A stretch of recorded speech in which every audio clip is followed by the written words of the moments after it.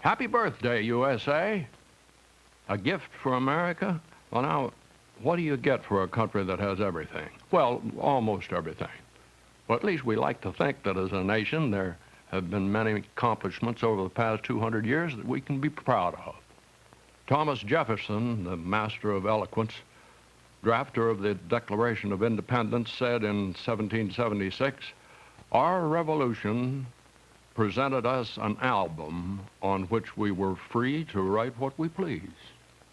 And along with Jefferson, millions of other Americans have been inscribers on the American album's pages of history since its beginning. The American album puts this history in perspective. So as we continue to observe the bicentennial of our nation, we can pause to reflect and take time to recall the courageous action of those few who declared before the world their dedication to a new standard, a standard for mankind's freedom. From early schooling, we have been taught that the revolution was a struggle for freedom, freedom of thought, religion, speech, press, and so it was. But we tend to overlook one basic freedom for which the colonies fought, the freedom of enterprise, the freedom to develop against economic constraints imposed by England. It was a revolution against central economic planning and controls of production, trade, and jobs.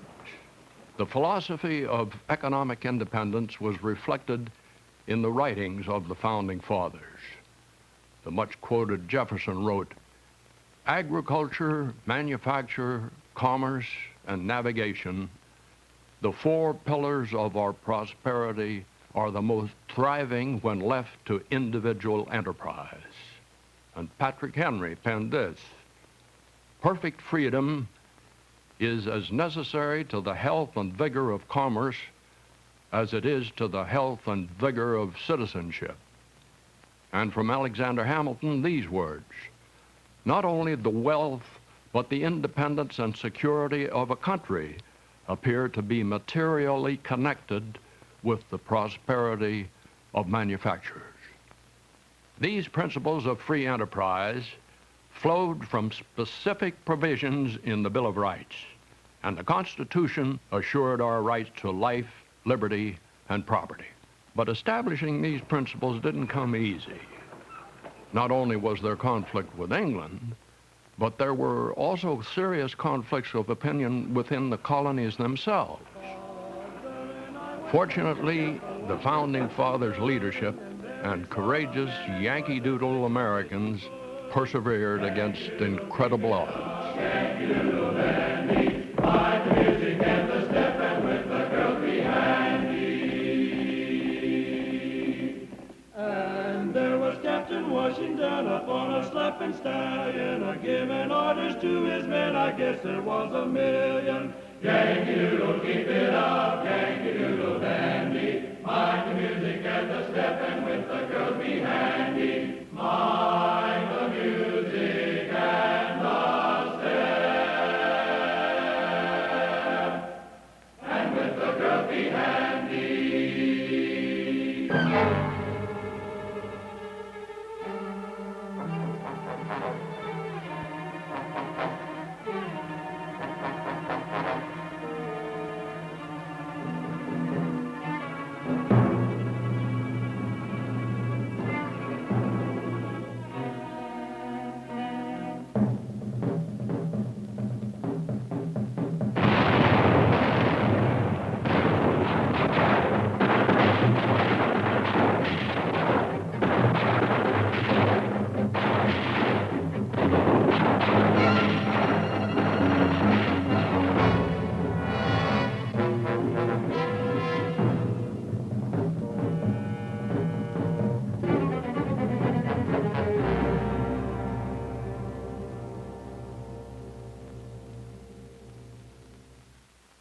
The leaders of this new nation were fully aware of the importance of individual enterprise, and throughout the last 200 years, America's freedom has meant growth and opportunity.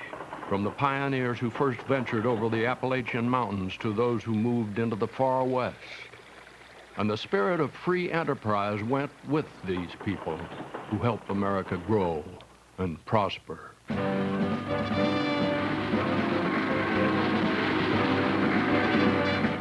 As the nation grew, other countries became aware of this new land of opportunity, and immigrants poured in to seek a new and a better life.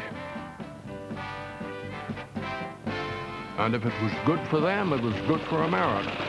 Their hopes and dreams and energy and creativity contributed to the fast and exciting growth of the new country.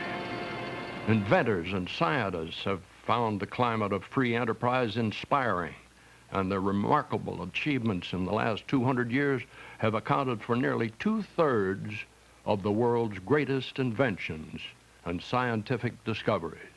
In the fields of chemistry and physics, biology, and medicine, American experts have been leaders in much of the scientific research and development which has benefited the world. The American farmer, who originally broke the sod, nurtured and harvested his crops for his own needs in the 1800s, has helped build American agricultural regions into the breadbasket of the world. And the academic system of America has produced more educated people than any other society, helping to perpetuate an enterprising nation. The American businessman built systems of mass production and distribution, creating jobs for millions and giving the American people one of the highest standards of living in the world. Admittedly not perfect, but it was and is the most efficient economic system yet devised. Throughout our history, freedom has been a symbol of America. Many times, Americans of all races and creeds have fought and died to preserve their democratic political system during the last 200 years, and America is one of the few large nations with such a system. At the same time, it is a beacon of hope for other nations in their struggle for a like freedom, the freedom of speech, religion, choice, and we cannot afford to let any of these be violated. Today, we pause to plan and to set our standards at a level that will result in an even greater America. In spite of the success of the enterprise system, there is a steady and growing tendency to restrain our economic freedom. There are consistent calls for more government controls, regulations, and restrictions, even calls for nationalizing whole segments of our economy. And the sad truth is that we have been drifting away from the basic principles which are the strength of this nation. We have allowed too much power to be lodged in the federal authorities at the expense of our states and our cities and ourselves as individuals. We are becoming a people governed by bureaucracy, a bureaucracy that interprets more and more laws and issues more and more regulations under which we are asked to live. How is it that we have reached a point where big government all too quickly exercises the power to set wages and prices, to assume broad, sweeping, arbitrary powers to regulate in the name of social reform, progress, or ecology? Government bureaucracy is becoming a paternalistic monopoly that is burying us in paperwork and red tape. It stifles initiative, and it erodes the basic self-reliance which is our American legacy. And if allowed to continue, it could bring an end to freedom and enterprise. And just changing people at the top will not change the trend. The system must be rededicated to those simple truths of freedom so profoundly stated and believed in by the founders of this nation and practiced today by too few. Far too often, The philosophy that the ends justify the means has become a way of life in the name of expediency. We see instances where the rights of the majority in America are being infringed upon by the will of small minorities who clamor for unreal panaceas to problems at the expense of everyone. There is a trend toward taking more and more from the productive and giving it to the non-productive, whether deserving help or not. We're facing new dimensions of demagoguery, made more active and powerful through advances in communication. Problems are sometimes magnified, causing overreaction and unwarranted suspicion and bias against institutions of all kinds and against individuals. In the international scene, there is a growing trend to withdraw from our responsibilities. Isolationism and protectionism are current trends. So we need to put our future house in order by looking to the past for wisdom. James Madison warned of our perilous pathways when he wrote, "There are more instances of the abridgment of the freedom of the people by gradual and silent encroachments of those in power than by violent and sudden usurpations." Was he speaking of where we are now as we enter our third century? We recognize there are wrongs in society and business and government, not just in our time, but in all time. Yes, even among some of our founding fathers. But it is the strength and virtue in a better life for all that becomes the moving spirit of a nation. And in that sense, there are many things going for us. Constructive trends that are beginning to appear, and we should encourage them. Those political leaders who are making serious moves towards curbing big government, balancing budgets, and cutting government spending, advocating more personal self-reliance and more responsibility at local and state levels, challenging those government programs that do not truly serve the people's best interests, bringing a rededication to basic values into political life, helping reestablish individual integrity as a virtue for all.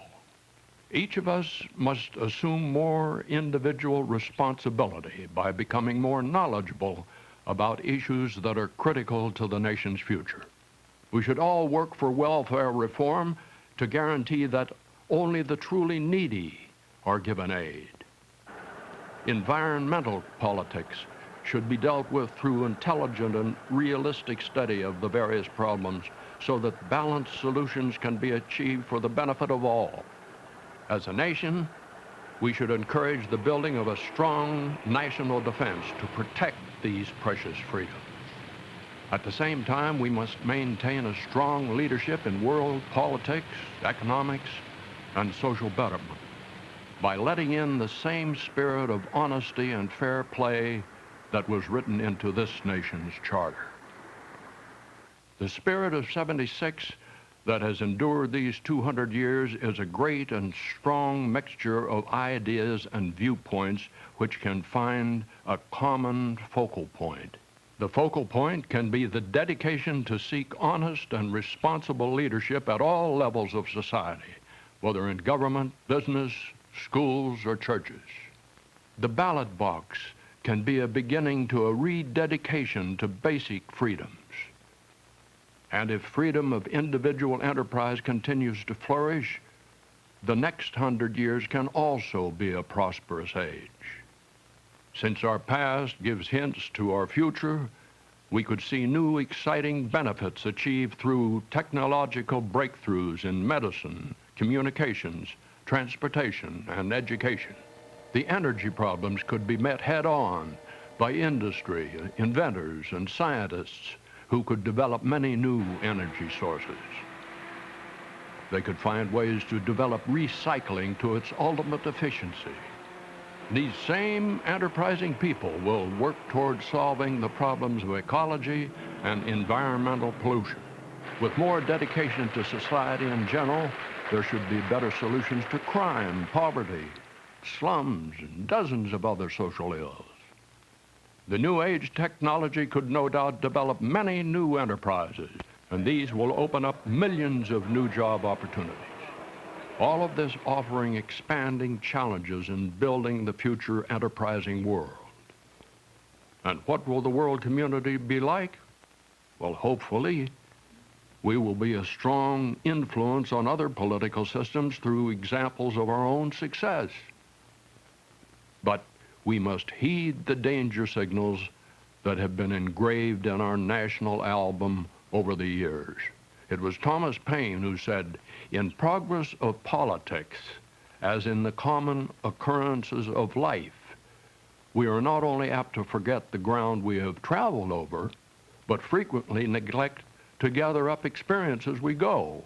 The beginning of our 3rd century as a nation gives us special reason to take a long, hard look at ourselves. We should be constantly reminded that our freedoms are inseparable.